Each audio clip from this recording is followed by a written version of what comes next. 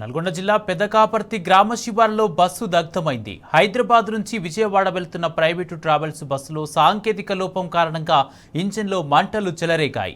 కొద్ది క్షణాల్లోనే మంటలు అంటుకొని బస్సు పూర్తిగా దగ్ధమైంది. అయితే బస్ డ్రైవర్ సమయానికి ప్రమాదాన్ని గుర్తించి వెంటనే బస్సును ఆపి ప్రయాణికులందరినీ సురక్షితంగా దించాడు.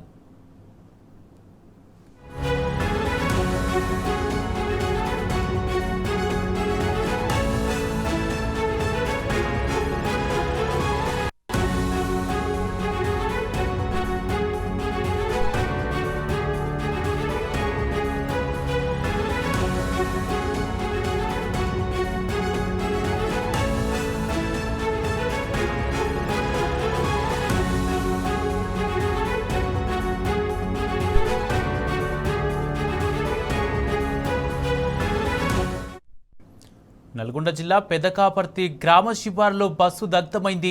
హైదరాబాద్ నుంచి విజయవాడ వెళ్తున్న ప్రైవేటు ట్రావెల్స్ బస్సులో సాంకేతిక లోపం కారణంగా ఇంజన్లో మంటలు చెలరేగాయి. కొద్ది క్షణాల్లోనే మంటలు అంటుకొని బస్సు పూర్తిగా దగ్ధమైంది. ఇదే అంశానికి సంబంధించి పూర్తి అప్డేట్స్ మా ప్రతినిధి రాము అందజేస్తారు. రాము,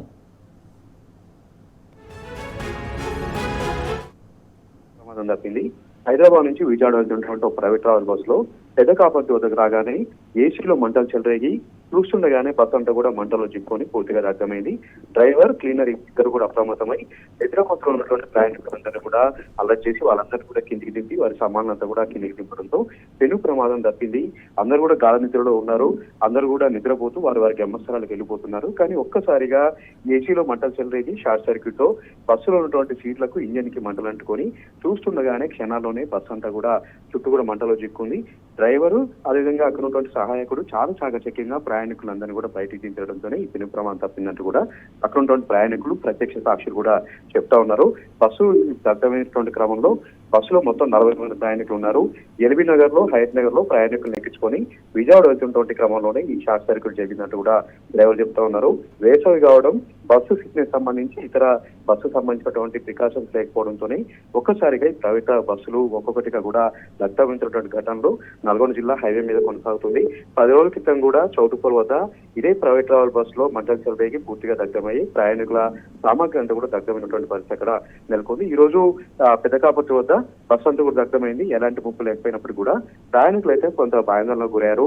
నిద్రమత్తులో ఉన్నాం, మేమంతా కూడా గమ్యస్థానానికి వెళ్తా ఉన్నాం, కానీ ఒక్కసారిగా ఈ విధంగా మంటలు చెలరడంతో తామందరూ కూడా భయప్రాంతాలకు గురయ్యామని కూడా చెప్తా ఉన్నారు. డ్రైవర్ సహాయంతోనే డ్రైవర్ అప్రమత్తం చేయడంతో తామంతా కూడా బస్సు దిగమని చెప్తా ఉన్నారు. ఈ ఘటన పట్ల పోలీసులు కేసు నమోదు చేసుకొని దర్యాప్తు చేస్తా ఉన్నారు. Kumar, right, thank you Ramu.